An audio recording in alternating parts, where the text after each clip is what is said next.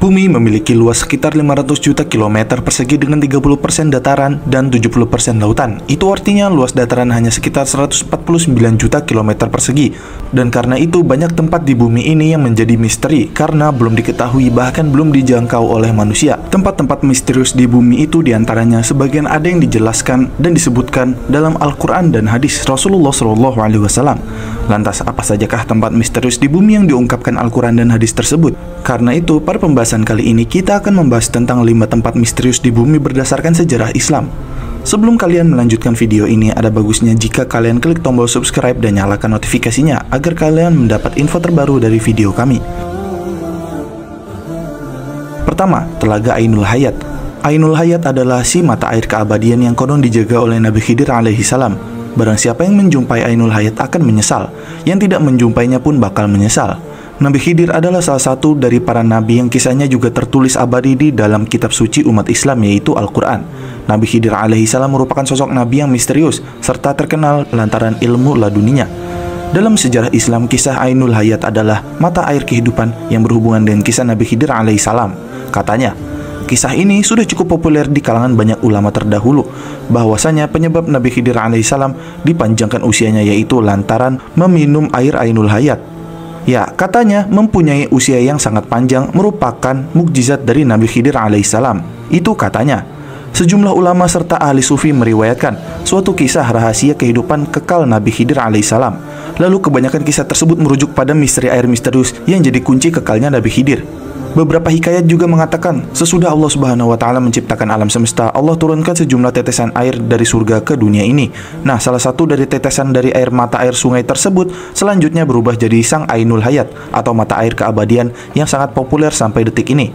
Di sisi lain, sejumlah kisah lainnya menceritakan bahwa Allah Subhanahu wa Ta'ala menurunkan malaikat Rifa'il terhadap Raja Iskandar Zulkarnain. Raja Zulkarnain bertanya kepada malaikat Rifa'il, adakah cara supaya bisa beribadah pada Allah Subhanahu wa Ta'ala secara terus-menerus? Lalu malaikat Rifa'il bercerita kepada Zulkarnain tentang kisah Ainul Hayat, si mata air kehidupan abadi. Berbekal permata pemberian malaikat Rifa'il dan bersama pasukannya, maka Raja Zulkarnain mencari mata Ainul Hayat dan dengan melakukan perjalanan yang panjang. Alkisah mata air keabadian ini letaknya di tempat paling gelap di bumi serta tempat keluarnya matahari. Sayangnya Raja Zulkarnain tak pernah meminum air mata tersebut atau mata air Ainul Hayat. Namun Nabi Khidir alaihissalam telah meminum air tersebut dan menjaganya. Nah, ketika tiba di tempat yang diberitahukan oleh malaikat Rifa'il tentang mata air Ainul Hayat, Raja Zulkarnain pun memerintahkan salah satu orangnya agar masuk lebih dulu guna mencari Ainul Hayat. Nah, Nabi Khidir alaihissalam merupakan orang tersebut. Dan atas wahyu dari Allah Subhanahu wa Ta'ala, Nabi Khidir mendapat petunjuk mengenai letak Ainul Hayat. Dan akhirnya Nabi Khidirlah yang meminum air tersebut. Bersama pasukannya, Raja Zulkarnain menyusul Nabi Khidir. Tetapi mereka tidak mendapatkan izin untuk menemukan keberadaan mata air Ainul Hayat oleh Allah Subhanahu wa Ta'ala. Dan akhirnya hanya Nabi Khidir saja yang memperoleh kehidupan kekal. Nah, namun dari semua cerita tersebut pada dasarnya tidak terdapat hadis sahih dalam ajaran Islam, apalagi penjelasan dalam Al-Quran mengenai kepergian Nabi Khidir dan Raja Zulkarnain serta mata air Ainul Hayat dalam pergi menemukannya, apalagi kisah tentang Nabi Khidir yang masih hidup hingga kiamat. Itu semua tidak ada kebenarannya dalam hadis sahih maupun Al-Quran. Kisah Ainul Hayat ini juga diceritakan dalam Israiliyat. Nah, Israiliyat ini merupakan kisah-kisah yang sering diturunkan oleh orang-orang Yahudi yang memeluk Islam. Jadi wajar saja cerita ini sangat tidak masuk akal jika dikaitkan pada kisah sesungguhnya dari Nabi Khidir dan Raja Zulkarnain, karena mereka berbeda zaman. Kedua, tembok Yakjud dan Makjud. Kisah misteri tembok besi raksasa yang dibuat Raja Zulkarnain tak lepas dari keberingasan Yakjud dan Makjud, kaum perusak bumi. Disebutkan dalam Al-Quran surat Al-Kahfi ayat 93-97 bahwa tembok tersebut berada di antara dua gunung.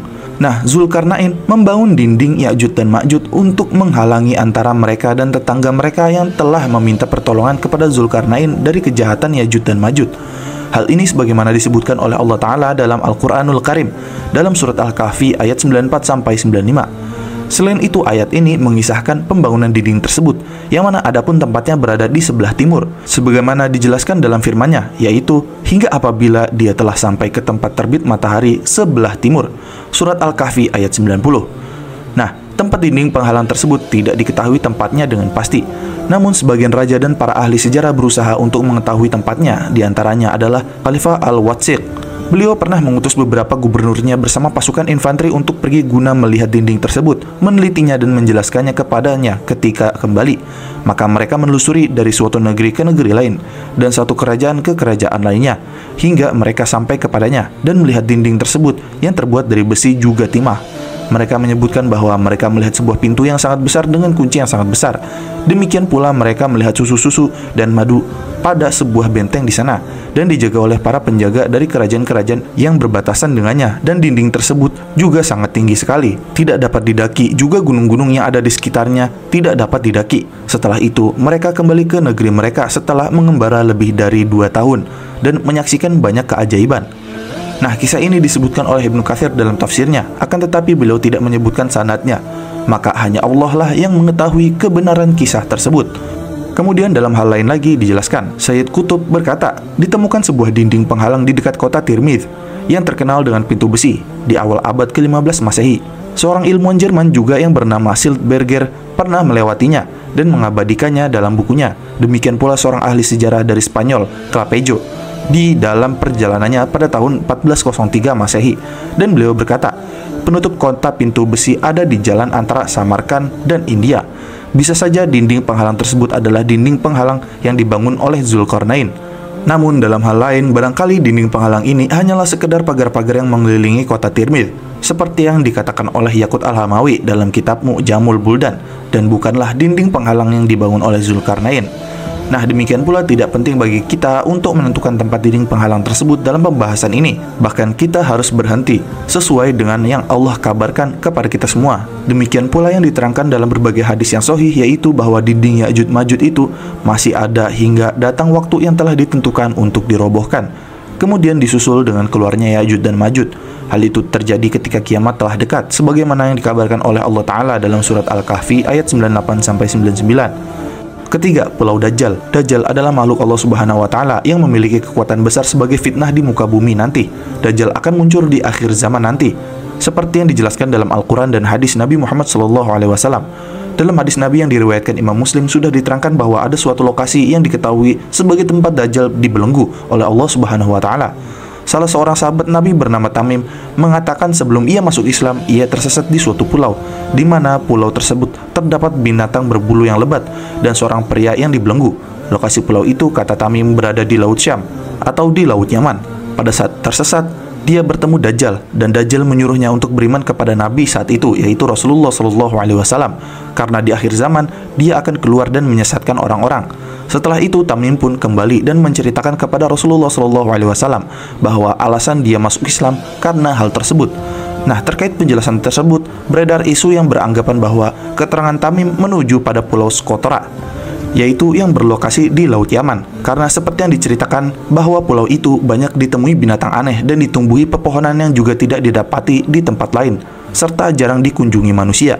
Namun sebenarnya tidak ada alasan pasti mengapa Pulau Skotora dijuluki sebagai tempat tersembunyi Dajjal. Dalam Al-Quran dan hadis tidak dijelaskan secara spesifik dan gamblang dari bumi bagian mana persisnya Dajjal akan keluar. Tamim Ad-Dari meriwayatkan jika Dajjal dikurung di sebuah pulau di suatu tempat di dunia. Pulau Skotora tersebut disebut-sebut sebagai pulau yang dimaksud karena kemisteriusan dan keunikannya. Nah, Skotora ini berasal dari bahasa Sanskerta kuno, yakni Divipa Sukandra, yang di masa lalu dipercayai sebagai tempat bagi para penyihir, jin, dan monster.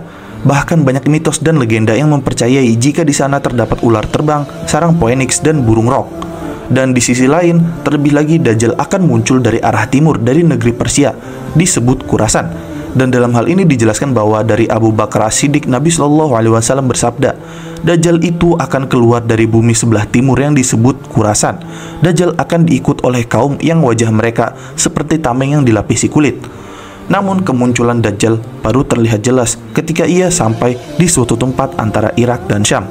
Dalam hadis An-Nawas bin Sam'an yang marfu' sampai pada Nabi SAW disebutkan, Dajjal itu keluar di antara Syam dan Irak. Dia lantas merusak kanan dan kiri. Wahai para hamba Allah, tetap teguhlah. Ditambah lagi Ibnu Katsir berkata bahwa munculnya Dajjal adalah dari Asbahan, yaitu dari daerah yang disebut Yahudiyah. Jadi hanya kemungkinan kecil bahwa Dajjal itu sedang berada di Pulau Skotora. Keempat, Gunung Qaf. Jabal Khawf adalah sebuah topik yang menarik yang terkait dengan Al-Quran dan mitologi Arab dan literatur Islam. Jabal Khawf sering dianggap sebagai pegunungan yang mengelilingi dunia dan memiliki konsep yang mirip dengan mitologi Arab pra-Islam. Gunung Khawf adalah gunung yang keindahannya disebutkan dalam Al-Quran surat Qaf ayat 10 dan 11. Ayat ini menyebutkan bahwa Gunung Khawf adalah tempat yang dikelilingi oleh laut dan bahwa di atasnya adalah pintu gerbang menuju neraka atau surga. Yang mana dalam surah ini dijelaskan, surat Qaf ayat 10 dan 11 artinya, dan pohon kurma yang tinggi-tinggi yang mempunyai mayang yang bersusun-susun untuk menjadi rezeki bagi hamba-hamba kami, dan kami hidupkan dengan air itu tanah yang mati, yaitu kering. Seperti itulah terjadinya kebangkitan. Quran surat Qaf ayat 10 dan 11. Nah, dari semua gunung yang ada di dunia, Gunung Khawf masih menjadi gunung yang amat misterius. Belum terungkap baik di mana letaknya dan juga bagaimana bentuknya. Dalam Al-Quran, Jabal Khawf sendiri tidak secara eksplisit disebutkan sebagai sebuah konsep. Namun beberapa ulama Islam telah mencoba menyampaikan dengan ayat-ayat yang menggambarkan gunung atau pegunungan dalam konteks penciptaan Allah. Sementara dalam mitologi Arab pra-Islam, Jabal Khawf dianggap sebagai pegunungan yang mengelilingi dunia, dan di luarnya terdapat dunia yang berbeda, misterius, dan tidak dapat dijangkau oleh manusia. Mitologi ini juga mencakup makhluk-makhluk supranatural dan petualangan epik yang sering dikaitkan dengan pencarian keabadian. Dengan demikian, Jabal Khawf memainkan peran penting dalam memahami sejarah dan budaya Arab serta hubungannya dengan tradisi Islam. Nah, Jabal Khawf adalah salah satu elemen misterius yang terekam dalam Al-Quran, khususnya dalam surat Qaf ayat 10-12. Ayat-ayat ini merinci bahwa Jabal Khawf adalah gunung yang dikelilingi oleh lautan dan memiliki pintu gerbang yang menghubungkan surga dan neraka. Kemudian legenda mengelilingi gunung ini menyebutkannya sebagai gunung tertinggi di dunia yang mengelilingi bumi. Namun hingga saat ini penjelasan mendalam mengenai Jabal Khawf masih menjadi misteri dan tidak jelas, yang membuatnya menjadi salah satu gunung paling rahasia dalam sejarah.